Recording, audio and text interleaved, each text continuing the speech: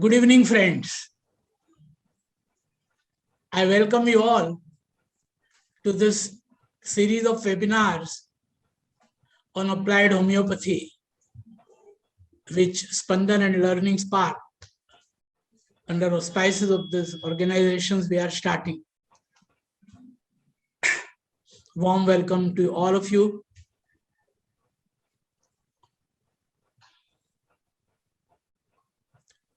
In this series, we wish to take various themes which are extremely relevant to practice and the applied aspect. Entire world is currently struggling with COVID-19, the serious pandemic. And our experience, not only of fraternity, but also of all other allied systems, disciplines, all have come to that conclusion that this sinister and serious illness, the virus is extremely selective in its impact, at times even tragically selective, bringing about fatal impact in some, making handicapped others, while a very mild illness in majority and a huge number of affected individuals also go asymptomatic. So this is the time wherein the scientists have been debating a lot on genetic susceptibility and COVID, which Dr. Hahnemann, our master, had mentioned years back. So this becomes a very important and a crucial entry point for us to understand the paramount importance of susceptibility, which the world has been talking about. Now, what are you talking about? You are talking about mainly vulnerability of the system, vulnerability of the host. Now, this vulnerability, Hahnemann taught us in a much refined and qualitatively far superior holistic perspective, that this is not simply vulnerability. There are n number of factors available in the host. Now you see the gradually entire world is shifting towards understanding the host. What is happening to the host? What are the various dimensions? Now this is very important. When we try to perceive what is the impact, what is the morbidity, what are the defenses? So susceptibility we understand as the quality, capacity, ability of the system to respond and react. Now it is not simply confined with respect to the sickness or the patients. It is something which is far more holistic. You try to perceive susceptibility in health, you try to perceive that in the disease, that in the recovery, because at every stage, at every level, things are different. And that's precisely what is happening in COVID-19. So you can see a great implication in a very live way when we are examining this phenomenon. Now, this brings us to an important aspect that how do we perceive this susceptibility? How exactly are its implications in practice? Do we simply understand by knowing the disease? Do we simply understand by symptoms? No, we need to be much more analytical and then synthetic. And the Stuart Close, the first line of ability to react and respond, speaks volumes. What is respond and what is reaction? We need to understand that. Respond is responsiveness. You respond to any stimulus. You interact with stimulus. You are a human being, you are a live individual, you are a live organism, and every live organism tends to interact with environment constantly in a dynamic way. So here we try to perceive this interaction. How do we react? And this reactivity we are seeing at both the levels, at the level of tissue as well as at the level of individuality. Patient comes and responds to number of characteristic expressions. The foam is thrown. How intensely the foam is thrown. Now, the foam came up with rapidity, or it came up quite insidiously, or foam did not appear at all. All what we are examining is damaging taking place inside. Now, all this will have a lot of implications, which will tell us what is the state of reactivity of the individual. In contrast to that, what we are trying to understand is what is the, here you are talking of reactivity, here you are talking of immunity, morbidity, the defense position of the individual. And now you have defensiveness at various levels. So newer insights which we are getting into immunology gives us fair idea about how the system responds, reacts, what is the immune status, and what are the changes at various levels.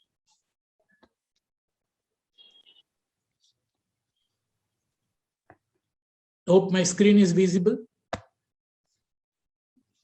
Yes, sir, it is visible.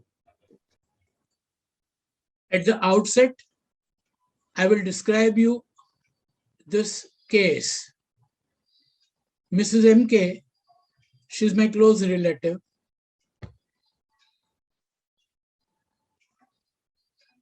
She was down with quite an acute ailment and she consulted me. She has already taken my treatment for several years in past. She has benefited immensely with magnesium mute for her diabetes mellitus, for her hypertension, calcaneal spur, and osteoarthritis. Of course, she is on anti-diabetic medicine right now as well as on antihypertensive, but quite stable, everything under control. Her arthritic pains, calcaneal spur, as well as even skin ailments had responded very well to magnesium mute. On 8th January, she came down with severe cold, cough, feverish feeling. She was not at Ghatkopar. She was out of town. She telephoned me, considering her cough with a lot of rattling, fever. She had breathlessness, which had also worsened. I prescribed antimony Rs 200 4-hourly. But everything worsened by night. She was in very bad shape. Her oxygen level came down. I advised her to come back to Ghatkopar and get her investigated. I advised COVID test immediately. Next day when she came, in the afternoon, I went at her place to see her with my PPE kit. She had respiratory symptoms from 8th January. The entire evolution of the complaint was very interesting. From next day onwards, she had pain in the face, crampy pain in the leg, right numbness in the right leg, lot of numbness, tingling, lot of paresthesia. On 9th January, she fell down. And on the 10th, from morning onwards, she had facial palsy episode lasting for about 2 hours. Yesterday also, relative said that she had paralytic weakness at night. So if you study this entire evolution is very interesting. The way in which we are seeing one after another feature coming up. She came down with respiratory complaint and respiratory problems worsened, and she also developed several neurological issues. Just for you to get a feel of the patient, you can have a look at this video. You can see the water dribbling.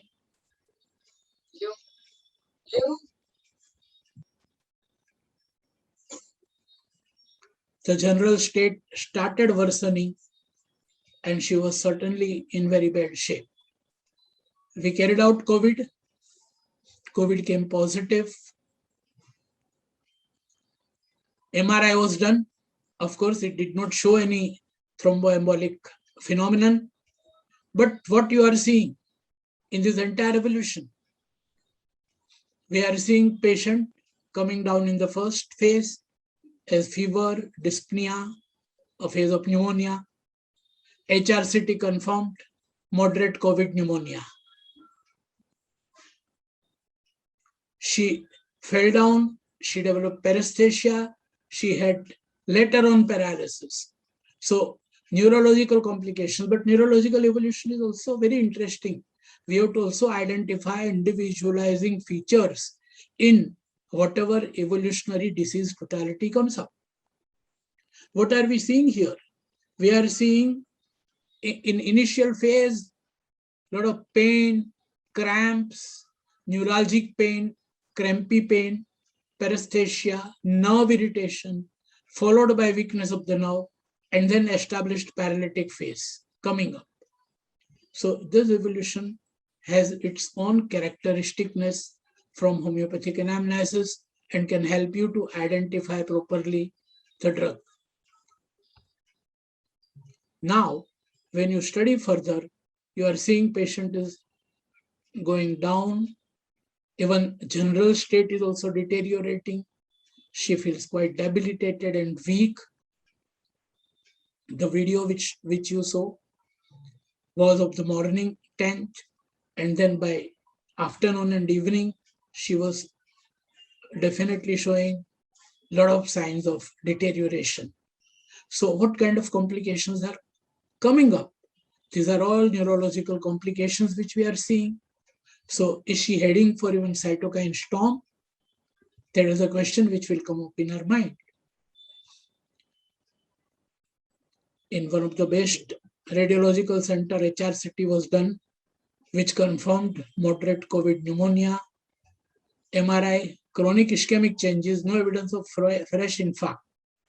Neurologist opinion that acute ischemic stroke in brain is also emerging as an important neurovascular neurological complication of COVID-19, associated with extreme immune response leading to dysregulation, regulated coagulation system, and generalized thromboembolic status and increased risk of AIS.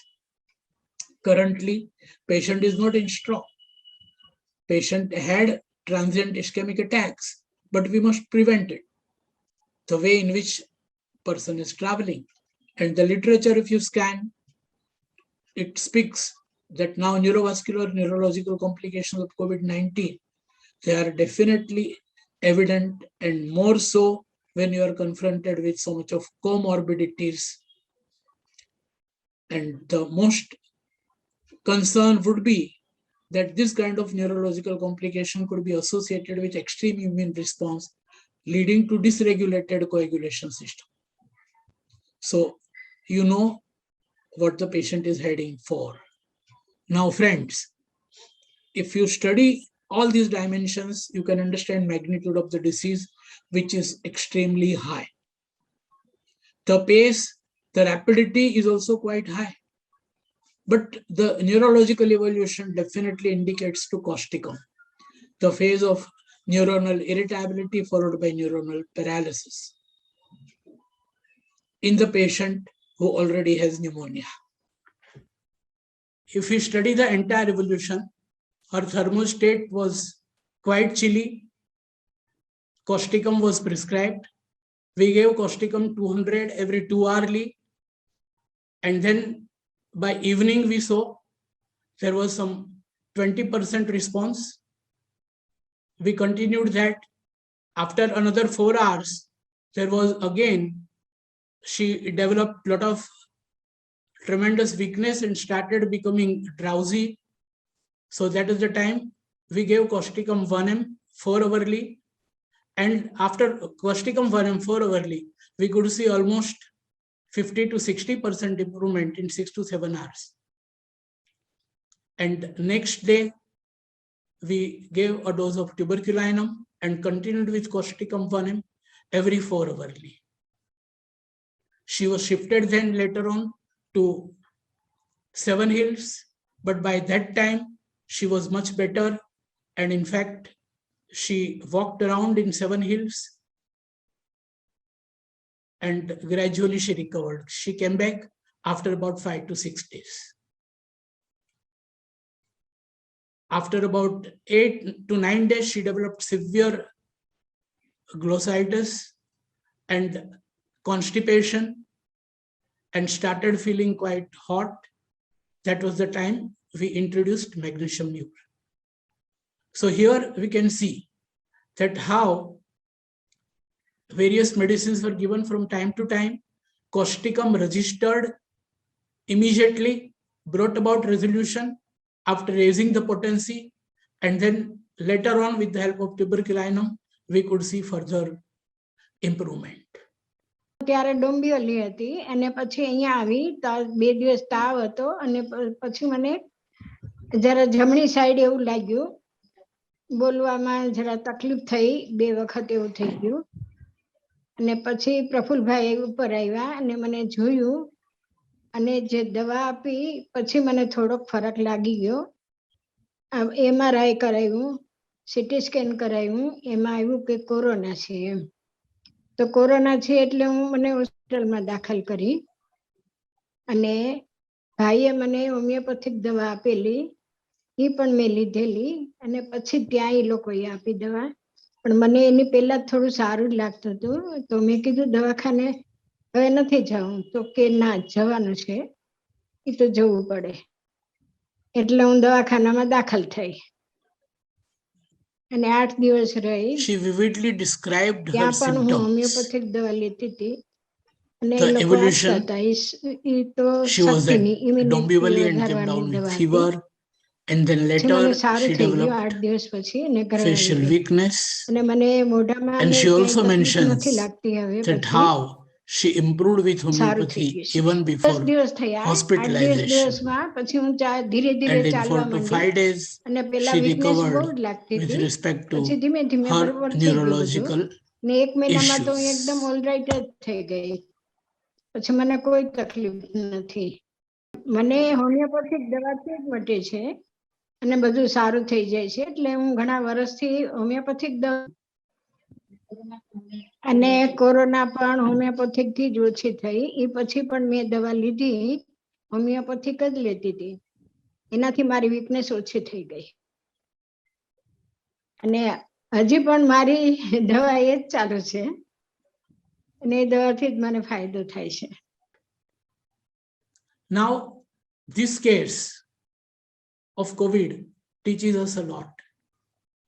Now, why I felt like taking up this case, there were a lot of stress. Yes, the patient required ICU, but even then, the reason is that there have been some background, various experiences, and I will share with you a parallel experience which we had and my dear colleagues, Dr. Nimish Mehta and Dr. Prabhakar Diwadiga. They are with me. This experience is of 1990 of treating several cases of fever in CMP, Mumbai Devi Hospital, where I was teaching Organon. Now, a very interesting case had come to us. The child, 5 years old child, she had come down with fever. She was suffering from high fever. She was feeling extremely drowsy. And she also had a lot of fears. She'll get scared with the noise. She'll get scared with the light. She'll get startled with any kind of slightest noise. And she would feel extremely thirsty for cold drinks from day one. She came from Jogeshwari slum area. These people, they are staying in slum of 1990. So there is no question of any refrigerator or luxury. I'm not talking about slum of 2020. Let us not differentiate that. But 1990 slum, poor economic condition, as well as hygiene, which is also very bad. Now, all these, if we try to see, here is a patient who is coming from a place which can contribute to lower immunity. And apart from this, these are the people who are genuinely below poverty line. So malnourishment, malnutrition is another factor which is quite rampant there. We admitted the patient. We had a wonderful physician, Dr. Khanna, who would always help us in evaluating. On admission, her WBC count was 7,000. She was in a very toxic state. But if you study the characteristics which are available, they are speaking a lot. Now, all these peculiarities, they point to phosphorus. You have got classical phosphorus totality. See, drowsiness, she has not developed now. Drowsiness is right from day one. She has been feeling drowsy from day one. So there is remarkable drowsiness. Apart from drowsiness, we have various other features which I have already pointed out. Now, this is the 4th day. Patient is toxic. Patient is deteriorating. Now, this toxic patient, this deterioration, if you try to study clinically, patient is pneumonia, chest is loaded, lot of exudate, moist sounds. X-ray chest classically shows pneumonia. But WBC is only 7,000. So what is happening to this patient? Now, careful clinical examination also revealed that this patient had a small abscess on the neck. And this abscess patient had developed almost about 3 weeks back. So neck abscess, staphylococcus. The staphylococcal abscess disseminated later on when immunity got further compromised and vulnerability was at its peak. And invaded lungs, you have got staphylococcal pneumonia, which is extremely sinister pneumonia. And now on further examination, patient is developing all the signs of meningitis. Lumbar puncture was done immediately. Later on, a report came, it confirmed child is developing meningitis. So you have got, in a way, dissemination, bacterial dissemination, septic dissemination. Lungs are involved. And you are also seeing that how, along with lungs, meninges are getting involved. So what is the state of susceptibility here? You have got a patient with compromised immunity as I mentioned to you, that we have got two great parameters, the reactivity and immunity, to understand as susceptibility. Now, immunity is definitely low. In the previous case also, we are seeing immunity is low. Diabetes mellitus, 75 years old age. Similarly, if we study reactivity, we are seeing reactivity is pretty high. Characteristics have come up from day one. The reactivity is the quality of the system to throw off characteristics. Now, this ability to throw off characteristics, that is reactivity. Now, reactivity is high, but immunity is low, quite low. And what is the miasm? Tubercular. So you need to understand susceptibility at both the level, qualitative level as well as quantitative level. So both the cases, one COVID, another pneumonia with meningitis, they are throwing a great challenge to us. And here lies the potential, the therapeutic potential of homeopathic similimumab. If it identifies accurately proper phase and prescribes the drug, then it will have tremendous impact. We saw in causticum case. Now here in this case, we started initially considering these aspects, phosphorus 200, we gave 4 hourly. By evening, patient was worse. We reviewed, gave phosphorus 1 immediately, gave it 4 hourly. Dr. Khanna was on the case. He came at night. My wonderful colleagues, Dr. Nimish and Dr. Diwadiga, they were there on the case.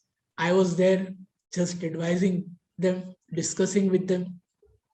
But I used to visit late night. We used to have late night supervision of the case. Dr. Khanna had warned us. I am giving you only 12 hours. If your patient shows some improvement, tomorrow morning, fine. So that's how we immediately gave phosphorus 1M. We gave phosphorus 1M 4 hourly, and within 12 hours, patient definitely showed good improvement, woke up with a smile, and that was quite heartening to see. But the cheers did not last much. Again, after 7 hours, patient started deteriorating. Kernicks was still positive, and drowsiness spells were coming up again, and she was becoming bad. From 1M, we went to 10M. We gave 10M 4 hourly. We were confident phosphorus is the drug, and it initiated a wonderful curative process. The patient had improvement. Patient in general felt better. Patient was cheerful. Other vital parameters also showing improvement. Respiratory rate, pulse, temperature, everything was better with phosphorus 1M. And now there was deterioration. So we had raised the potency to 10M. We gave 10M 4 hourly. We gave third dose, and Dr. Khanna came that yes, morning you showed some definite good result, but now this is again bad sign and we can't afford to wait. We might lose the child. I said, okay, sir, give us 5 to 6 hours and we'll see. We immediately gave a dose of tuberculinum. All of us were monitoring it around the clock. After tuberculinum, phosphorus 10M was given after 4 hours. And that phosphorus 10M, which was given after tuberculinum, brought about again cheers back. Previous phosphorus 10M could not do, which now phosphorus 10M could do. And we continued 4 hourly. And there was a significant improvement. In about 3 days' time, patients started running, jumping, and talking with people around. Now, this is what we see. Susceptibility. What is happening? I am glad our great teacher, Dr. Kishore Mehta sir, is here. So he always tells us and guides us and points out even in academic session, that correlate with this, relate with this. Thank you, sir. Now, this is like going ahead to the disease. Every time you have to judge what is the pace the disease has. Make your changes, understand your susceptibility. And this is the great learning which I have received from none other but my great teacher and master, Dr. Dilip Dikshit. Dr. Dilip Dikshit sir is with us. His cases, his phenomenal work in leprosy, in HIV, in COVID, it is entirely based on this understanding, the qualitative perceiving of susceptibility. And I'm really glad that he is there with us in this series, and we will learn a lot from him next week. So it is these teachings that helped us. My mentor, Dr. M.L. Dhavle, who did the pioneering work of integration, we learned.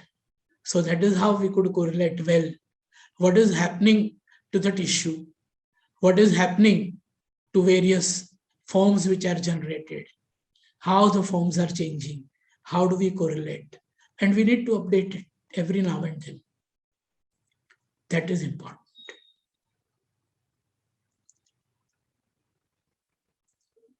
So I will just share my screen.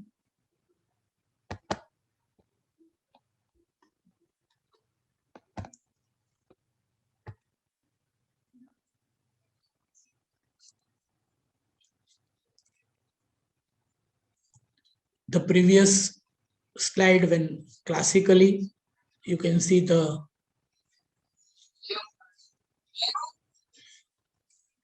this was second day when Causticum we had started.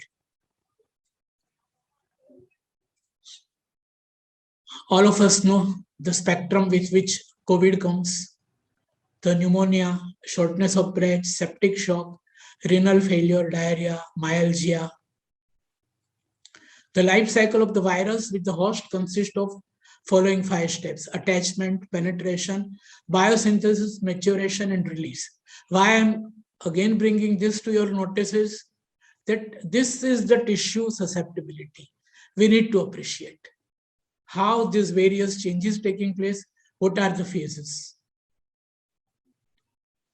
And we have number of host factors: chronic kidney disease, chronic obstructive pulmonary disease, weakened immune system. This speaks of strong tubercular and syphilitic miasm, which is there underlying. And we are so lucky that we have wonderful weapons and we have treasure which our masters have left. So that is how, when we correlate miasmatic predisposition, understand the form, we grasp the individual susceptibility, and we can correlate with general and organ-specific immunity.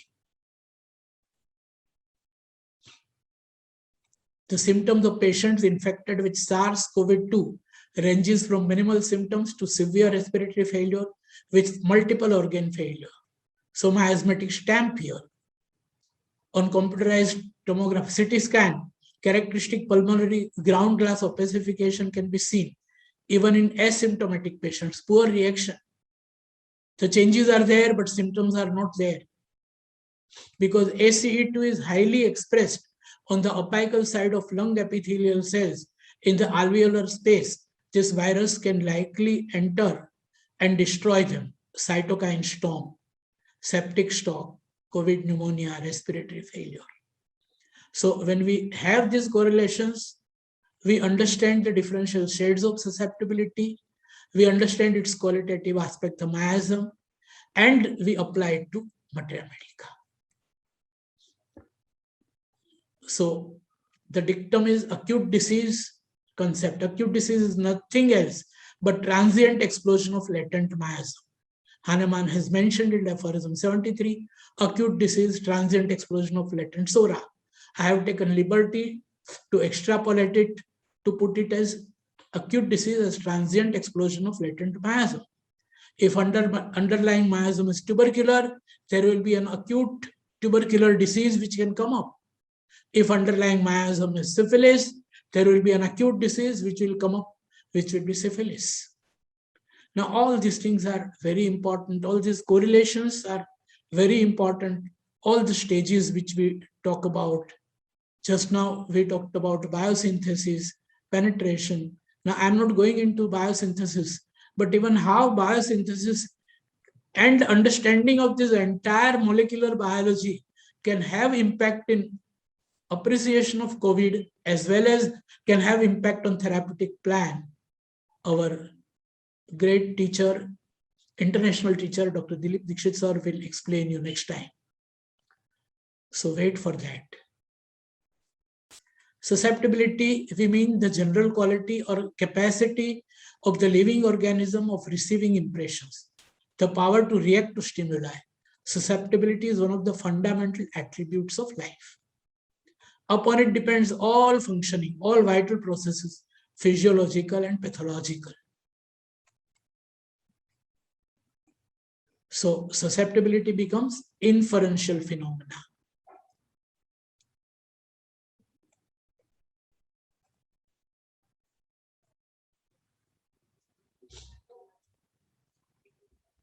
Please study this properly, try to understand and try to relate to all what we have been talking about. I think that will give you a fair idea.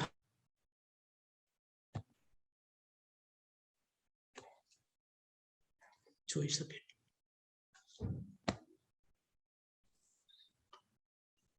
So you got immunity, reactivity, vitality. So when we talk about immunity, we are talking about defenses. When we talk of vitality, we are talking about vital parameters. When your patient is going into coma, debilitated state, this is vitality. And reactivity, one at the level of tissue, another most important at the level of individualizing features. And above all, the sensitivity.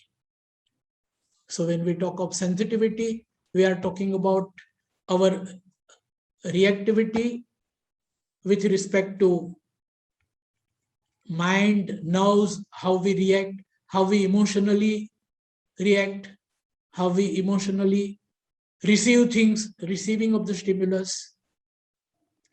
I will revisit this case which I had treated in 92.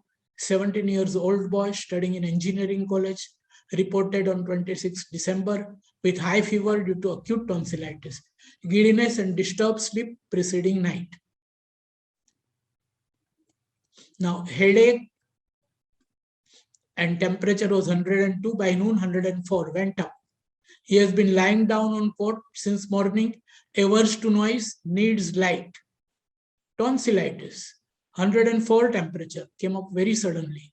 But see the characteristic syndrome which has come up concomitantly. He has been lying down on cot, averse to noise, he needs light.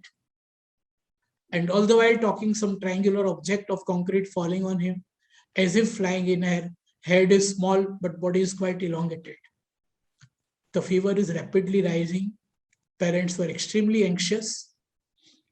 I said, fine, all these symptoms are there, but let me understand why it has developed. What have you done? This engineering student was extremely conscientious and quite sensitive about so many things and about the studies. What happened was that he came down. Suddenly there was announcement in his class that his exam has been preponed, and he got frightened. A person who is extremely conscious of performance, he got frightened. What will happen now? In Gujarati, he said, "Faad padi," a real word, the term which had an acute fright, which had set in with that announcement. And next day, in 12 hours, he fell sick.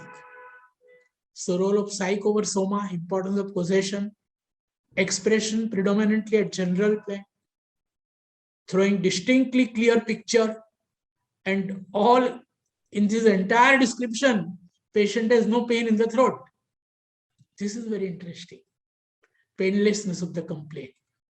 And what has now, why this episode? Quite brilliant, sensitive student, conscious, shocked, benumbed feeling with this announcement. Sleepless on 24th December and 25th December. So ailment from fright become most important. Painlessness is another characteristic, and desire for light. Now, when you take into account all these, the drug came up for stramonium. Stramonium 200, one dose, and within 2 hours, that 104 temperature became absolutely normal. And after 6 hours, he again opened his book and started reading. He was much better. Next day, he attended all his functioning. Now, this lady, she reported to me in 89 with fever. We had series of such cases later on, but this case beautifully explains the role of certain medicines. Now, 6th January, I was out of town. Patient consulted with the homeopath who gave Rustox and Gelsemium for the fever. Now, next day, patient had headache, bitter taste. 8th January, fever 101, thirstless, body ache, lower limbs. All features are same, weakness more intense. Thermal state was chilly. All throughout, abdominal discomfort and nausea, headache. She appeared quite debilitated. Eyes half open, sunken. She did not like to speak with anyone. Took rubric, thirstlessness, body ache, headache, weakness, hypocritic face. Here, China, Natramur, Eupatorium. Patient was given China 200 every 4 hourly. On 9 January at 10 a.m., continuous fever. This general temperature pulse ratio shows discrepancy. So, clinically, it is enteric. Later on, Vidal confirmed it. Fever disappeared, but she developed abdominal pain. Abdominal pain, bitter taste, they were somewhat better. But then she had tremendous body ache, and she was saying that my all bones are tearing like anything. Lower limbs pain was intense, and so was the distress. So after China, the distressful symptoms got multiplied 1,000 times. That is what she said, while fever had abruptly disappeared. So disease is progressing with abrupt disappearance of fever. So be careful. Law of cure. This amounts to suppression. This is an alarming situation. China was withdrawn immediately, and the case was reviewed critically. We reviewed the case. China was withdrawn immediately, and Natramur was given. We had taken some more details, which definitely indicated her vexation and various other difficulties. Earlier, when China was given 103 temperature, China disappeared, but quite severe bone pain. She had bone pain since beginning, but now it is terrible. So Natramur 200 was given. On 11th, Natramur 200 6 hourly. On 12th, continued same. On 13th January, same. And 15th January, 8 hourly. So China had a peripheral similarity. It was covering only expressions, but not the core. Hence, it acted as suppressive drug. Administration of similimum restored the depleted immune system quite prompt, establishing full control over the disease force. So that is why you can see, and always remember that review your cases, in what direction they are going. You might commit mistake, doesn't matter, accept it. Move ahead if you are committing mistake. So this is what you need to understand. Administration of similimum restored the depleted immune system quite prompt, establishing full control over the disease force. Immunity and reactivity are important parameters. Acute disease with moderate susceptibility often show clear-cut picture demanding different medicine.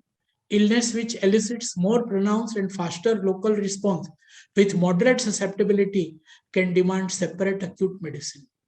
Acute inflammatory responses of tonsil, throat, ear, lungs, urinary tract, etc. quite often will require a relatively medicine which is at a sector level. So quite often you will see that in tonsillitis, a parcel for mercurius are coming up. For ear infection, for urinary tract, pulsatilla cantharis are coming up. That you will see in almost 60 to 70% of cases, but there will be 30% of cases which would demand a different medicine, which can be chronic phasic medicine or even constitutional. And similarly, typhoid is such a serious disease which puts on tremendous stress on the entire immune system. Now, this is very important that you keep correlating with your immunology, with your immune system. What is happening in typhoid? What is happening with bacteria? The way in which immune system reacts. Now, if you see bacteria, usually you see polymorph coming up, shift to left, neutrophils coming up quite high, WBC count quite high, leukocytosis. While our first case, which we discussed earlier, there we found the count was low, 7,000. I talked about that case of pneumonia, meningitis, which we treated years back with my wonderful colleagues, Dr. Nimish and Prabhakar. So if we study that, we are seeing, what do we see? The immunocompromisation. This is what we learn in practice, that there was a child who came from a marshy area, malnourished, susceptibility low, immunity low. So reticuloendothelial system did not respond adequately, count was 7,000. And the same child, when started improving and was running around in the ward, on the 4th and 5th day, we carried out CBC and the count had gone up to 13,000. 13,000. Reticuloendothelial system was activated. So this is what we study. These correlations are important. Every time you need to judge that.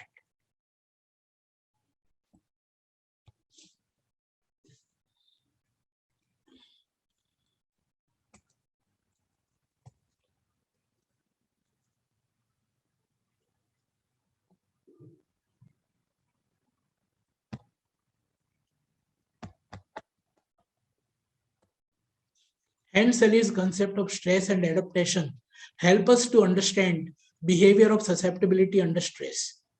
Concept of general adaptation syndrome and local adaptation syndrome.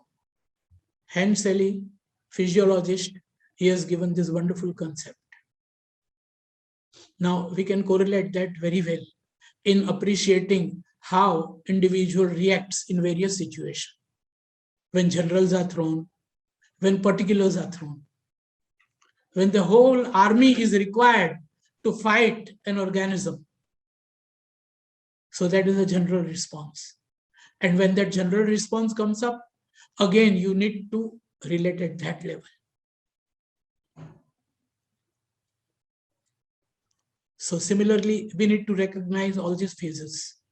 All of us pass through phases.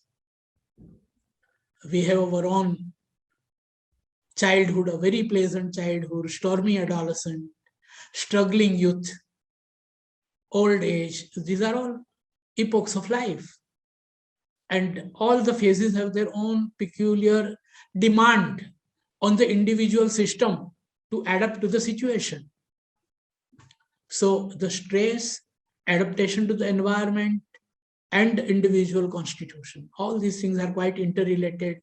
We need to understand them well. We need to pursue them well at various levels.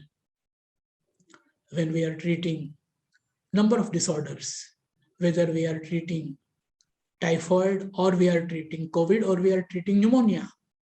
Now, Borland has beautifully described these correlations. My dear colleague, Dr. Praful Borkar, has beautifully classified. I saw one of the PDF he had sent me that how he had classified Borderlands pneumonia and the cluster of the drugs. Now, our masters, they have really left a great treasure. And if you study, you must study Borland's introduction. And he beautifully speaks about the reactivity of the system. So all of us should try to appreciate these aspects. Now, even in Europe, the clinician who worked in Manchester with his patients who were coming from the textile industry. Now, what kind of, susceptibility evolves in them? They had that wonderful correlation. Similarly, we need to make now with respect to our current era, current time. Time is changing, so changes the constitution. So there would be some subtle changes in the state of susceptibility. We need to pursue them through the holistic way. We need to integrate our knowledges, the chronic miasm, modern medicine. We work together. That is the Spandan.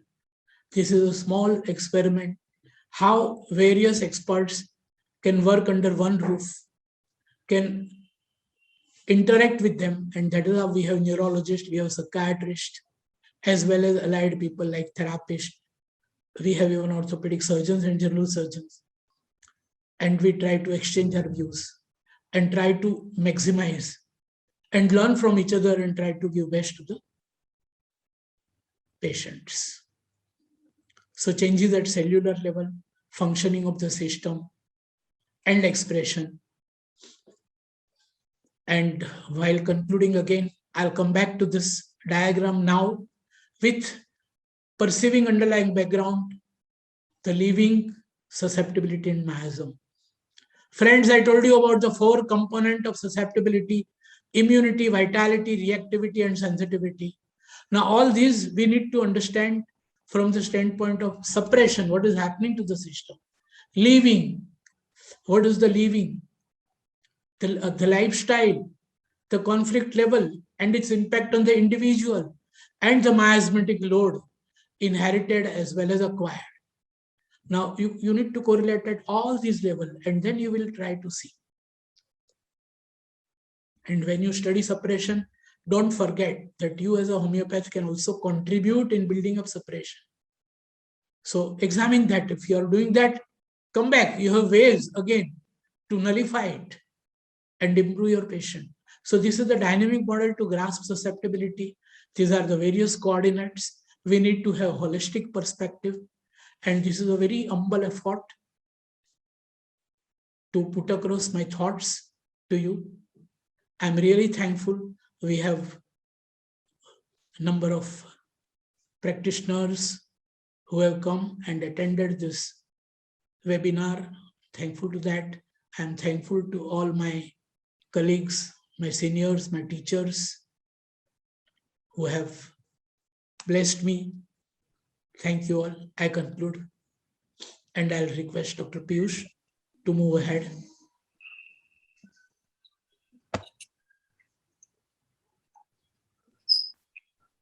Thank you very much for this in-depth and profound explanation of various facets of susceptibility, sir. And on behalf of all the participants, we wholeheartedly thank you, and we wish that this teachings will continue in future and will get to benefit from you and all other stalwarts in the field.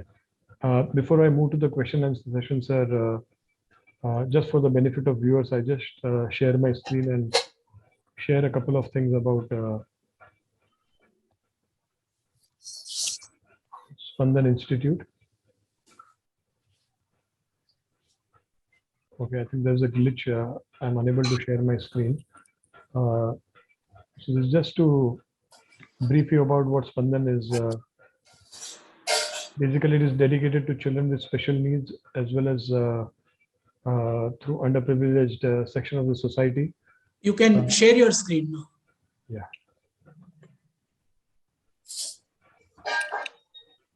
पंखो करीस आ बाजू देखाय કે નહીં पंखो નથી કર્યું પણ કર પંખો.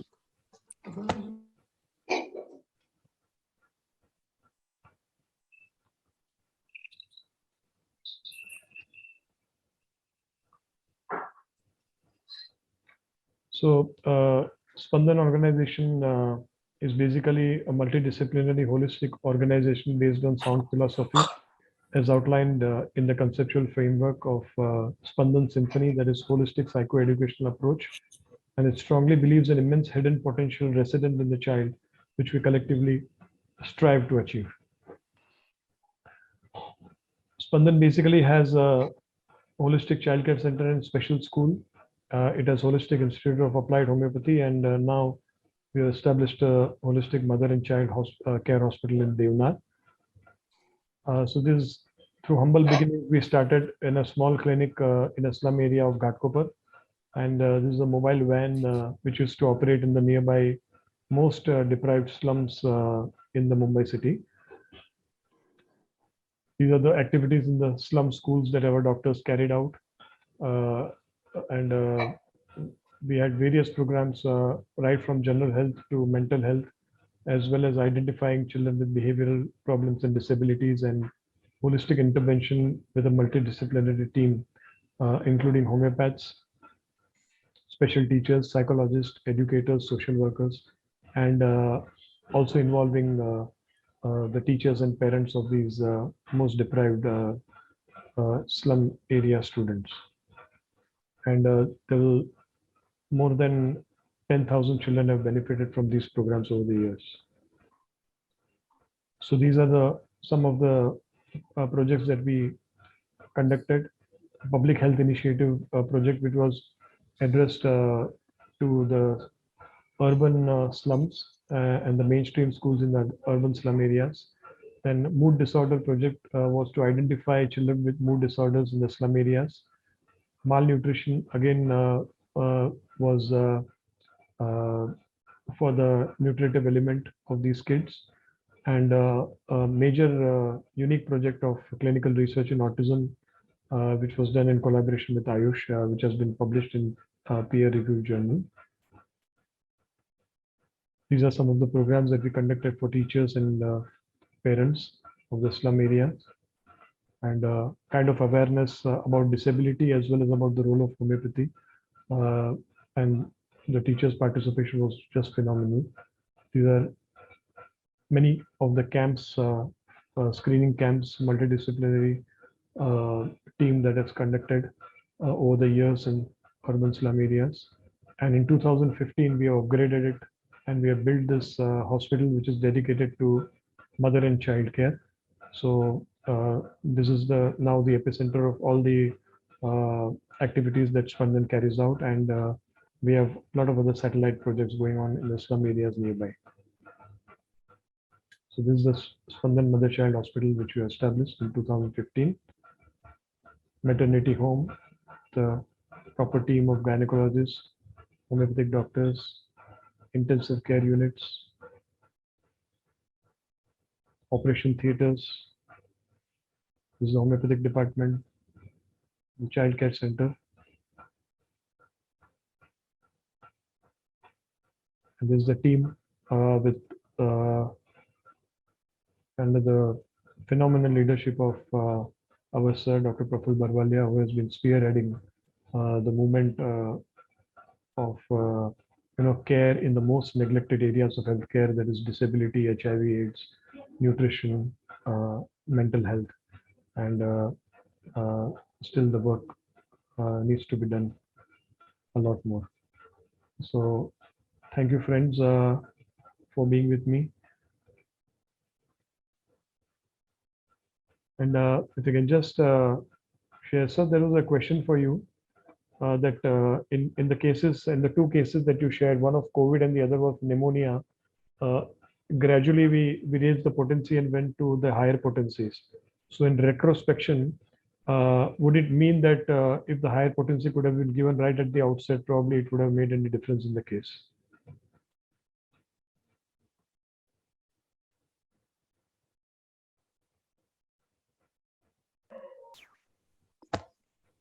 Yes, it's a good question. If we try to go back to 1990, that case of 5 years old lady, or 5 years old girl, that child, she was highly immunocompromised. So I have all my doubts whether she would have really responded well to 1M in a favorable way. Because if she overreacts, then that, we have to strike balance between two.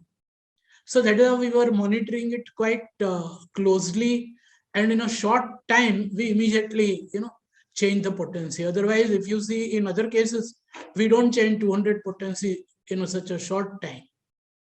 So here in these cases, when we see that overall immunocompromised situation is there, state of susceptibility is definitely on lower side. The reactivity is high, but susceptibility is on the lower side. You are afraid that 1M can trigger off aggravation, then what? Then we will have a lot of confusion, and to deal with that, the time, all those things. That was one aspect. Similarly, this was COVID now. Handling COVID with this neurological complication in a 75-year-old lady with diabetes mellitus. So there also, if you start with 1M and something adversely happens, because she had all respiratory symptoms. She could have pneumonia, COVID pneumonia. She was developing neurological issues. So 1M at outset will be quite risky. So that's why 200. But since we were confident of the medicine in both the instances, and we were judging it, monitoring it well, immediately I switched over to 1M. Second point I would definitely admit to you is that in both the instances, I had been talking with counterpart, that is modern medicine expert. In the first case with Dr. Khanna, physician. Second case, neurologist. Now, both these clinicians, both these doctors, both these consultants had a very positive view about homeopathy and had also adequate confidence in me. Now, this is also an important aspect of practice. Don't practice in isolation, in an island. Try to extend yourself, correlate, coordinate, relate with others, and then that is always quite enriching. Thank you very much, sir. So there's one more question. How do Yes. we evaluate the occurrence of severe COVID in case 1 if there was a previous improvement that had taken place with the constitutional medicine in the past? How do we evaluate? Sorry. So since there was a significant improvement with the constitutional medicine in the past, how do we look at a severe COVID coming up now? Yes, yeah, exactly. Now, as I mentioned to you, Dr. Jagruti has raised this question, which is also quite relevant, and we need to keep on asking ourselves that if the patient was under our care for so much of time, what has happened and why so morbid now? Similarly, the previous question which Dr. Hitesh Shah had raised, that is also of great relevance. And we keep on, updating ourselves from our experiences. And we also update our posology understanding. Now, coming back to this COVID issue. Now, patient is 75-year-old. Patient had diabetes. Although patient had received a definite positive touch of homeopathy for years, and that is how patient did not develop so many target organ damages in spite of diabetes being there for the last 15, 16 years and with a strong family history of diabetes. So that speaks definitely of homeopathy which she received earlier.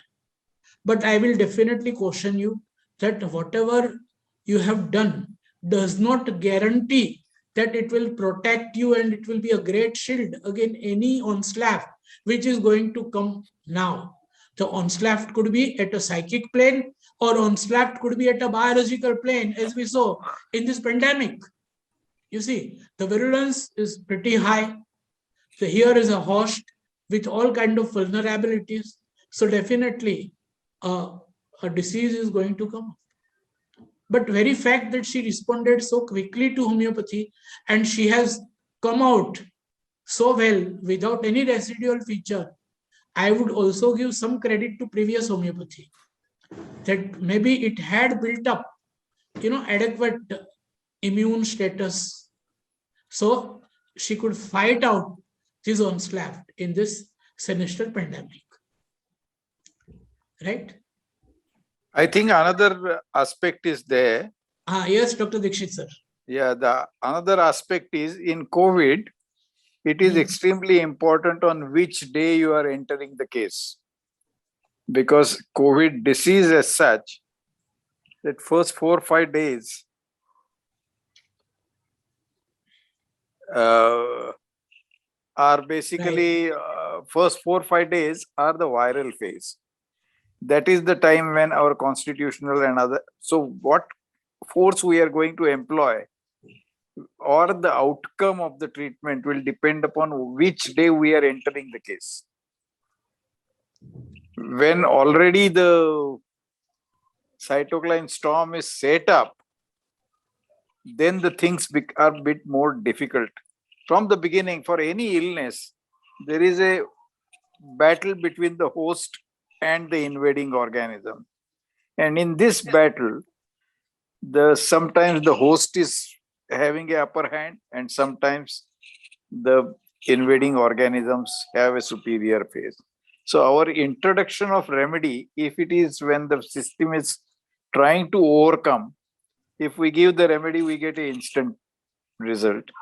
When the invading organisms have an upper hand, then it's an uphill start and the response is little delayed.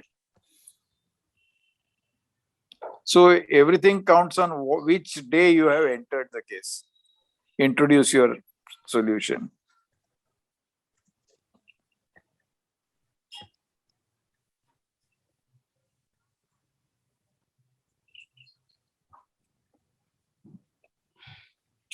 I think that's one I didn't Right. want to. I think this is quite a valuable input. When are you entering? You see, patient has been treated previously or no, independent of that. Now, when exactly you are entering, you are commencing your treatment, which day of the disease? Second point is, what are the changes that have taken place during that period? Now, all these things are quite relevant. Fine. Thank you, sir. And we want to have the whole cake next Friday, so we will not ask too many questions to discuss. Okay. Right. But we take this opportunity to hear from Kishore Mehta, sir, because we don't want to lose One this minute, Piyush. Yeah. We request Dr. Dilip Dikshit, sir, to unmute himself because some people said what he said was not understood. Exactly which part? I made only one statement. Yeah. That everything, the outcome of the treatment will depend upon the day in which you enter the case, because the solutions are different. If you are entering on the day 1, you would go with the intercurrent and constitutional. On 4th or 5th day, your priorities would be different. Then you would see how much is the CRP and what are the response of the system, and then trying to contain. So the solutions at that time would be different according to the necessity of the system. Right. So what remedy you would give on day 1 or day 10th or day 14th are going to be different because the pictures would be different at that time, clinical presentations. Yeah. If Dr. Praful Borkar had any other questions related to that, you can ask him because he had... No, they had only problem of not hearing me. Yeah, there's some part which was not audible, but now I think it's much clearer. Okay, good. You are asking about Kishore Mehta, no? Yes, sir. Kishore Mehta, sir, can you please come in? Yeah.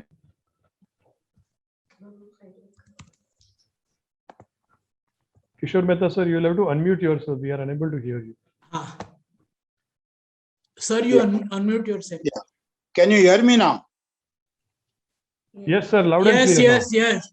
Yes. This particular topic which Dr.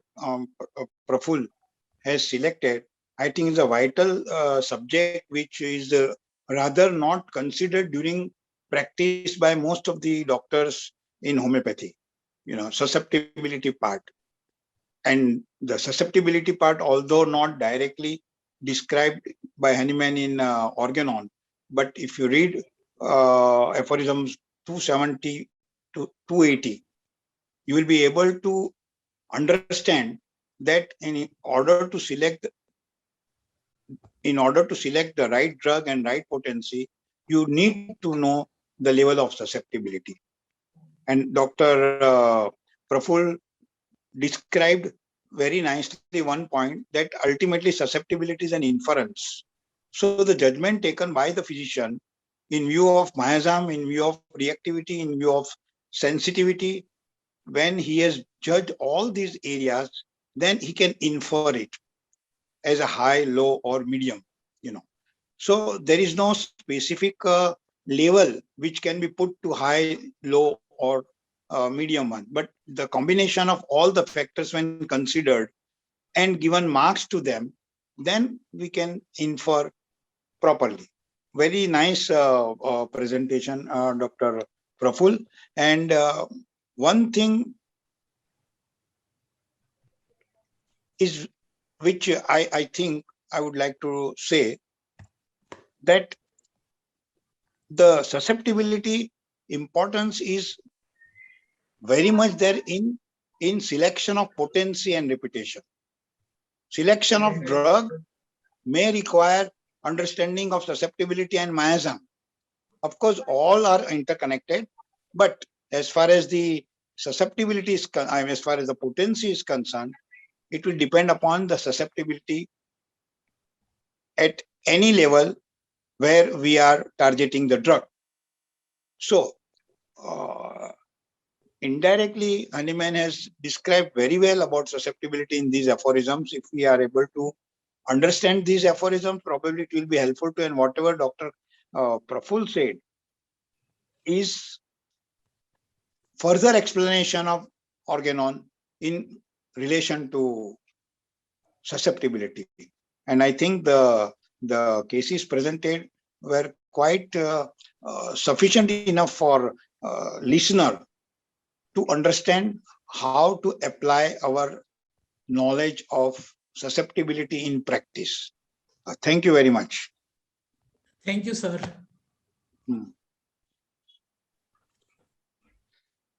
Thank you very much, sir.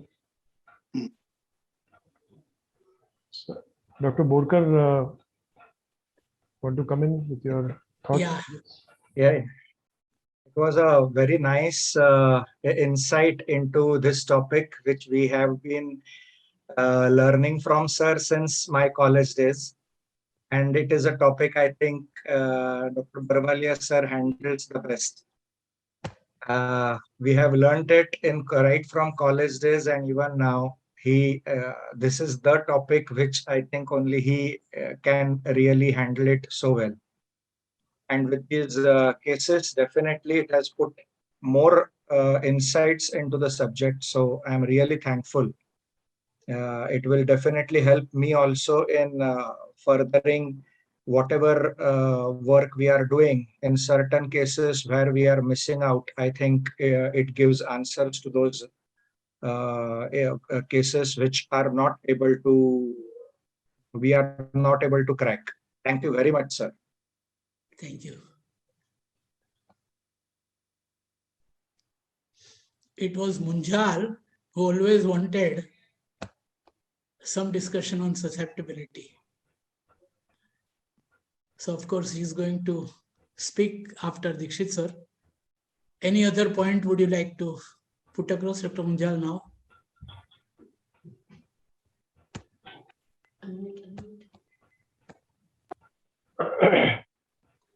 As Praful said, Praful Borkar, that you handle this topic the best. And for me, understanding this topic started from this 1990 pyogenic meningitis pneumonia case. from 1990, I was in my second year, and I only understood that whole case only 5 years ago. And in between, several times I had been to sir, and we had reopened this case and explained it to. But the clarity came only 3 or 4 years back. So that case actually hooked me to this topic, and it wouldn't go out from my head for so many years till I got the answer to it. So thank you so much, sir, for bringing this topic and explaining it so beautifully, so vividly.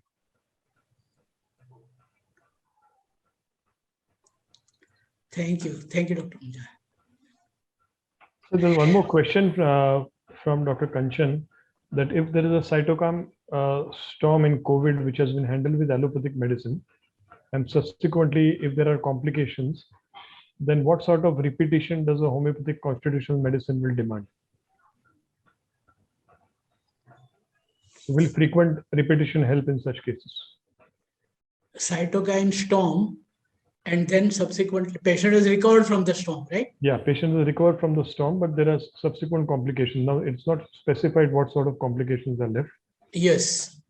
See, the complications are very important. You can talk of fibrosis of the lungs, then this becomes rather than complication, a sequelae, wherein patient is, continuously having that.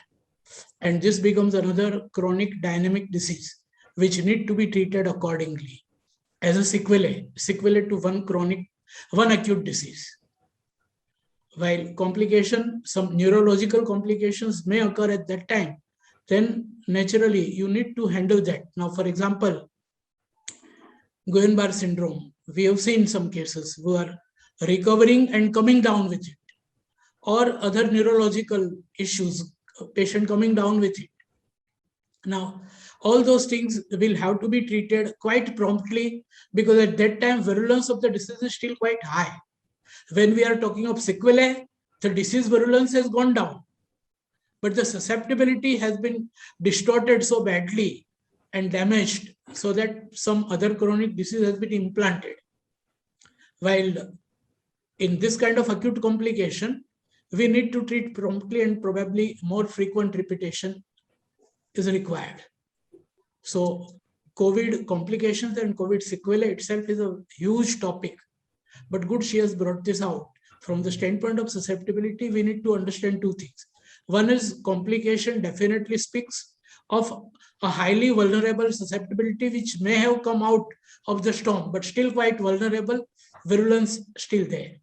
And sequelae is something wherein the virus has gone, leaving behind its bad traces. So we need to differentiate both and need to treat them accordingly. Right? Thank you, sir. And now there's a public demand for you to come out with a book at the earliest on susceptibility with lots of cases. It's a long-standing demand from the student community. Thank you. Thank I'm you. sure that Totally agree. it will be satisfied at the earliest. Thank you. With the blessings of our teachers and support of you all. Let's see. Thank you. Fine. Thank you all. If I've forgotten to mention any of the practitioners who have joined us here, apologies for that. We have tried to incorporate as many questions as we could have. And this session, this series will of course go on, and this topic will be discussed in future. Sir will be there for all the future sessions as well. Next Friday, same time, between 9 and 10, Dr. Dixit sir will share his amazing experiences, and this is something which he has revolutionized about his approach to acute cases. So do join us again, and we'll have much more interactions on this. So thank you all. Thank you, sir, very much for sparing time for all of us. Thank you. And thank so you much. all the colleagues and senior teachers for being with us. It was a great blessing for all of us. Thank you. Thank you. Thank you.